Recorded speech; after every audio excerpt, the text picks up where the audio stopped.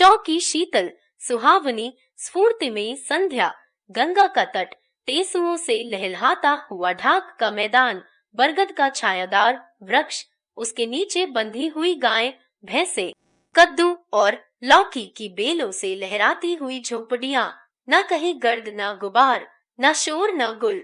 सुख और शांति के लिए क्या इससे भी अच्छी जगह हो सकती है।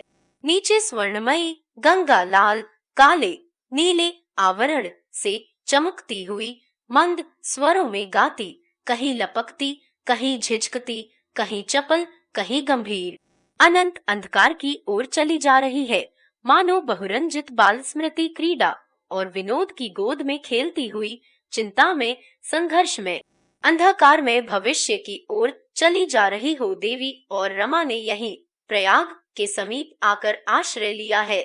3 साल गुजर गए हैं। देवी दीन ने जमीन ली, बाग लगाया, खेती जमाई, गाय भैंसे खरीदी और कर्मयोग में, अविरत उद्योग में सुख, संतोष और शांति का अनुभव कर रहा है। उसके मुख पर अब वह जर्दी झुर्रियां नहीं है, एक नई स्फूर्ति, एक नई कांति झलक रही है। शाम हो गई है। गाय भैंसे हार से लौटी। जग्गू ने उन्हें खूंटे से बांधा और थोड़ा थोड़ा भूसा लाकर उनके सामने डाल दिया। इतने में देवी और गोपी भी बैलगाड़ी पर डांठे लादे हुए आ पहुँचे। दयानाथ ने बरगद के नीचे जमीन साफ कर रखी है, वही डांठे उतारी गई। यही इस छोटी सी बस्ती का खलिहान है। दयानाथ नौकरी से बर्खास्त हो गए थे और अब देवी के असिस्टेंट हैं। उनको समाचार पत्रों से अब भी वही प्रेम है। रोज कई पत्र आते हैं और शाम को फुर्सत पाने के बाद मुंशी जी पत्रों को पढ़कर सुनाते और समझाते हैं। श्रोताओं में बहुधा आसपास के गांवों के 10-5 आदमी भी आ जाते हैं और रोज एक छोटी मोटी सभा हो जाती है। रमा को तो इस जीवन से इतना अनुराग हो गया है कि अब शायद उसे थानेदारी ही नहीं, चुंगी की इंस्पेक्टरी भी मिल जाए तो शहर का नाम न ले। प्रातःकाल उठकर गंगा स्नान करता है, फिर कुछ कसरत करके दूध पीता है और दिन निकलते निकलते अपनी दवाओं का संदूक लेकर आ बैठता है। उसने वैद्य की कई किताबें पढ़ ली हैं और छोटी मोटी बीमारियों की दवा दे देता है। 10-5 मरीज रोज आ जाते हैं और उसकी कीर्ति दिन दिन बढ़ती जाती है। इस काम से छुट्टी पाते ही वह अपने बगीचे में चला जाता है। वहाँ कुछ साफ भाजी भी लगी हुई है, कुछ फलों के वृक्ष हैं और कुछ जड़ी बूटियां हैं। अभी तो बाग से केवल तरकारी मिलती है, पर आशा है कि 3-4 साल में नींबू, अमरूद, बेर, नारंगी, आम, केले, आंवले, कटहल, बेल आदि फलों की अच्छी आमदनी होने लगेगी। देवी ने बैलों को गाड़ी से खोलकर खूंटे से बांधा दिया और दयानाथ से बोला, अभी भैया नहीं लौटे। दयानाथ ने डांठों को समेटते हुए कहा, अब भई तो नहीं लौटे, मुझे तो अब इनके अच्छे होने की आशा नहीं है। जमाने का उधार है। कितने सुख से रहती थी, गाड़ी थी, बंगला था, दर्जनों नौकर थे। अब यह हाल है। सामान सब मौजूद है। वकील साहब ने अच्छी संपत्ति छोड़ी था, मगर भाई भतीजों ने हड़प ली। देवी दीन भक्त ए या आ कहते थे, अदालत करती तो सब मिल जाता, पर कहती हैं, मैं अदालत में झूठ न बोलूंगी। औरत बड़े ऊंचे विचार की है। सहसा जागेश्वरी एक छोटे से शिशु को गोद में लिए हुए एक झोपड़े से निकली और बच्चे को दयानाथ की गोद में देती हुई देवी दीन से बोली, भैया आ, जरा चलकर रतन को देखो, जाने कैसी हुई जाती है। जोहरा और बहू दोनों रो रही हैं, बच्चा न जाने कहाँ रह गए। देवी दीन ने दयानाथ से कहा, चलो लाला देखें। जागेश्वरी बोली, यह जाकर क्या करेंगे, बीमार को देखकर तो इनकी नानी पहले ही मर जाती है। देवी दीन ने रतन की कोठरी में जाकर देखा। रतन बांस की एक खाट पर पड़ी थी, देह सूख गई थी। वह सूर्यमुखी का सा खिला हुआ चेहरा मुरझाकर पीला हो गया था। वह रंग जिन्होंने चित्र को जीवन और स्पंदन प्रदान कर रखा था उड़ गए थे, केवल आकार शेष रह गया था। वह श्रवण प्रिय, प्राणप्रद, विकास और आह्लाद में डूबा हुआ संगीत मानो आकाश में विलीन हो गया था। केवल उसकी क्षीण उदास प्रतिध्वनि रह गई थी। जोहरा उसके ऊपर झुकी उसे करुण विवश, कातर, निराश तथा तृष्णा में नजरों से देख रही थी। आज साल भर से उसने रतन की सेवा शुश्रूषा में दिन को दिन और रात को रात न समझा था। रतन ने उसके साथ जो स्नेह किया था, उस अविश्वास और बहिष्कार के वातावरण में जिस खुले निःसंकोच भाव से उसके साथ बहनापा निभाया था, उसका एहसान वह और किस तरह मानती। जो सहानुभूति उसे जालपा से भी न मिली, वह रतन ने प्रदान की। दुख और परिश्रम ने दोनों को मिला दिया, दोनों की आत्माएं संयुक्त हो गई। यह घनिष्ठ स्नेह उसके लिए एक नया ही अनुभव था, जिसकी उसने कभी कल्पना भी न की थी। इस मौके में उसके वंचित हृदय ने पति प्रेम और पुत्र स्नेह दोनों ही पा लिया। देवीदीन ने रतन के चेहरे की ओर सचिंत नजरों से देखा, तब उसकी नाड़ी हाथ में लेकर पूछा, कितनी देर से नहीं बोली? जालपा ने आंखें पोंछकर कहा, अभा की तो बोलती थी। एकाएक आंखें ऊपर चढ़ गई और बेहोश हो गई। वैद्य जी को लेकर अभी तक नहीं आए। देवीदीन ने कहा, ई दवा वैद्य के पास नहीं है। यह कहकर उसने थोड़ी सी राख ली, रतन के सिर पर हाथ फेरा, कुछ मुंह में बुदबुदाया और एक चुटकी राख उसके माथे पर लगा दी। तब पुकारा, रतना बेटी, आंखें खोलो। रतन ने आंखें खोल दी और इधर उधर सकपकाई हुई आंखों से देखकर बोली, मेरी मोटर आई थी ना, कहाँ गया वह आदमी? उससे कह दो थोड़ी देर के बाद लाए। जोहरा, आज मैं तुम्हें अपने बगीचे की सैर कराऊंगी, हम दोनों झूले पर बैठेंगी। जोहरा फिर रोने लगी। जालपा भी आंसुओं के वेग को न रोक सकी। रतन एक क्षण तक छत की ओर देखती रही, फिर एकाएक जैसे उसकी स्मृति जाग उठी हो, वह लज्जित होकर एक उदास मुस्कुराहट के साथ बोली, मैं सपना देख रही थी दादा। लोहित आकाश पर कालिमा का पर्दा पड़ गया था। उसी वक्त रतन के जीवन पर मृत्यु ने पर्दा डाल दिया। रमानाथ वैद्य जी को लेकर पहर रात को लौटे तो यहाँ मौत का सन्नाटा छाया हुआ था। रतन की मृत्यु का शोक वह शोक न था जिसमें आदमी हाय हाय करता है, बल्कि वह शोक था जिसमें हम मूक रुदन करते हैं, जिसकी याद कभी नहीं भूलती, जिसका बोझ कभी दिल से नहीं उतरता। रतन के बाद जोहरा अकेली हो गई। दोनों साथ सोती थी, साथ बैठती थी, साथ काम करती थी। अकेले जोहरा का जी किसी काम में न लगता। कभी नदी तट पर जाकर रतन को याद करती और रोती, कभी उस आम के पौधों के पास जाकर घंटों खड़ी रहती जिसे उन दोनों ने लगाया था। मानो उसका सुहाग लुट गया हो। जालपा को बच्चे के पालन और भोजन बनाने से इतना अवकाश न मिलता था कि उसके साथ बहुत उठती बैठती, और बैठती भी तो रतन की चर्चा होने लगती और दोनों रोने लगती। भादों का महीना था। पृथ्वी और जल में रण छिड़ा हुआ था।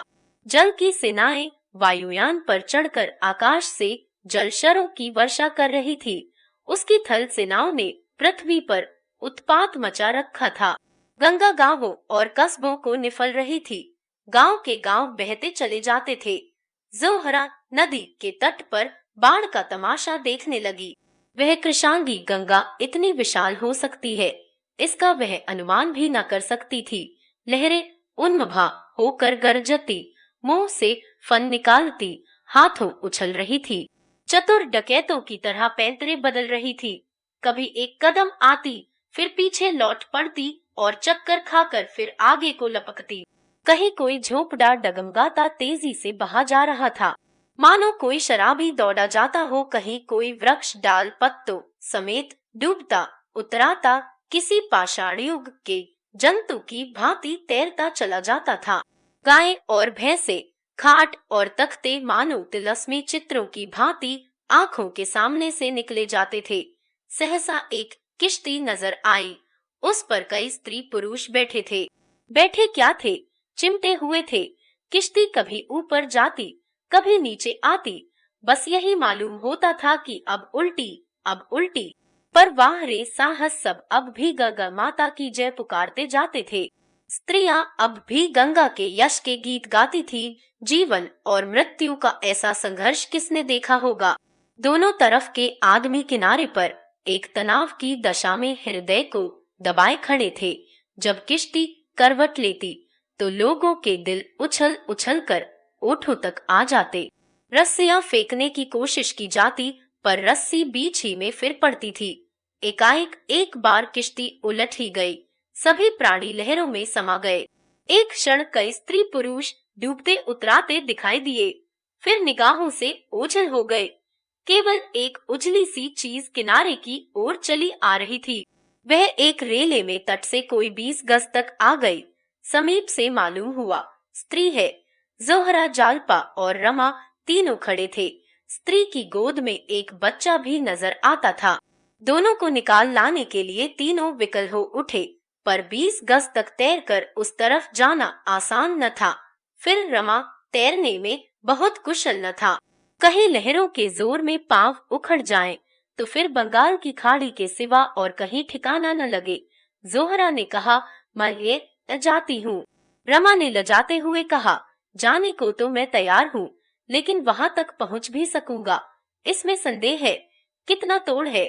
जोहरा ने एक कदम पानी में रखकर कहा, नहीं, मैं अभी निकाल लाती हूँ। वह कमर तक पानी में चली गई। रमा ने सशंक होकर कहा, क्यों नाहक जान देने जाती हो? वहाँ शायद एक गड्ढा है। मैं तो जा ही रहा था। जोहरा ने हाथों से मना करते हुए कहा, नहीं नहीं, तुम्हें मेरी कसम, तुम ना आना, मैं अभी लिए आती हूँ। मुझे तैरना आता है। जालपा ने कहा, ला आश होगी और क्या रमानाथ, शायद दभी जान हो। जालपा, अच्छा आ, तो जोहरा तो तैर भी लेती है। जब ही हिम्मत हुई। रमा ने जोहरा की ओर चिंतित आंखों से देखते हुए कहा, हाँ, कुछ कुछ जानती तो है। ईश्वर करे लौट आए। मुझे अपनी कायरता पर लज्जा आ रही है। जालपा ने बेहयाई से कहा, इसमें लज्जा की कौन सी बात है? मरी लाश के लिए जान को जोखिम में डालने से फायदा, जीती होती तो मैं खुद तुमसे कहती, जाकर निकाल लाओ। रमा ने आत्मधिकार के भाव से कहा, यह आ से कौन जान सकता है, जान है या नहीं? सचमुच बाल बच्चों वाला आदमी नामर्द हो जाता है। मैं खड़ा रहा और जोहरा चली गई। सहसा एक जोर की लहर आई और लाश को फिर धारा में बहा ले गई। जोहरा लाश के पास पहुंच चुकी थी। उसे पकड़कर खींचना ही चाहती थी कि इस लहर ने उसे दूर कर दिया। जोहरा खुद उसके जोर में आ गई और प्रवाह की ओर कई हाथ बह गए। वह फिर संभली, पर एक दूसरी लहर ने उसे फिर ढकेल दिया। रमा व्यग्र होकर पानी में यद पड़ा और जोर जोर से पुकारने लगा, जोहरा जोहरा, मैं आता हूँ।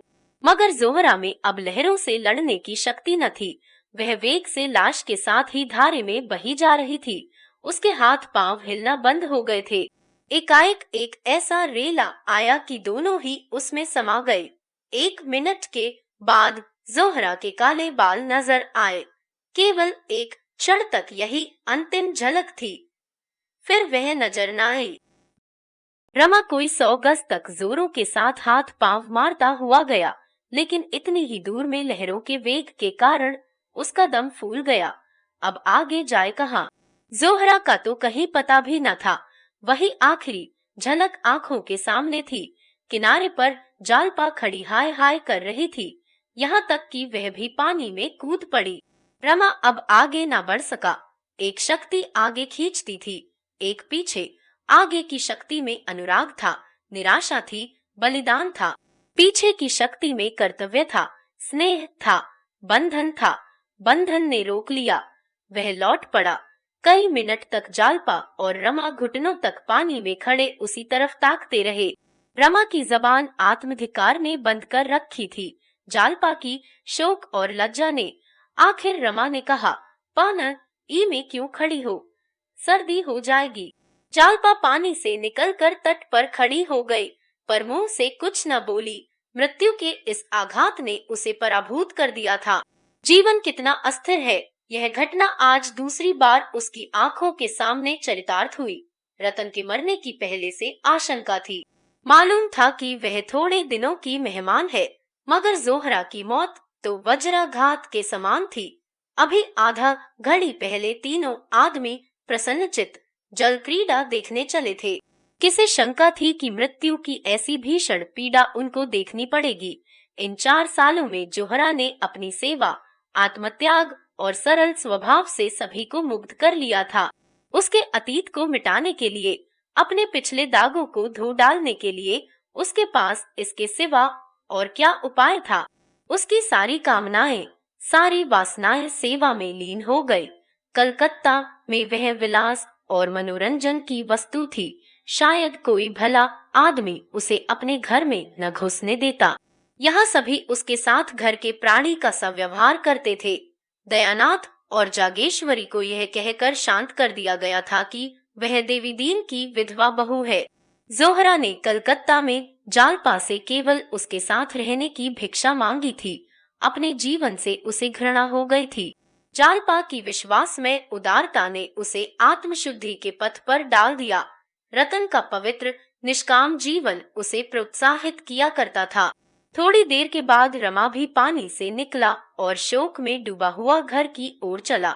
मगर अक्सर वह और जालपा नदी के किनारे आ बैठते और जहाँ जोहरा डूबी थी उस तरफ घंटों देखा करते। कई दिनों तक उन्हें यह आशा बनी रही कि शायद जोहरा बच गई हो और किसी तरफ से चली आए, लेकिन धीरे धीरे यह क्षीण आशा भी शोक के अंधकार में खो गई। मगर अभी तक जोहरा की सूरत उनकी आंखों के सामने गिरा करती है। उसके लगाए हुए पौधे, उसकी पाली हुई बिल्ली, उसके हाथों के सिले हुए कपड़े, उसका कमरा, यह सब उसकी स्मृति के चिन्ह। उनके पास जाकर रमा की आंखों के सामने जोहरा की तस्वीर खड़ी हो जाती है।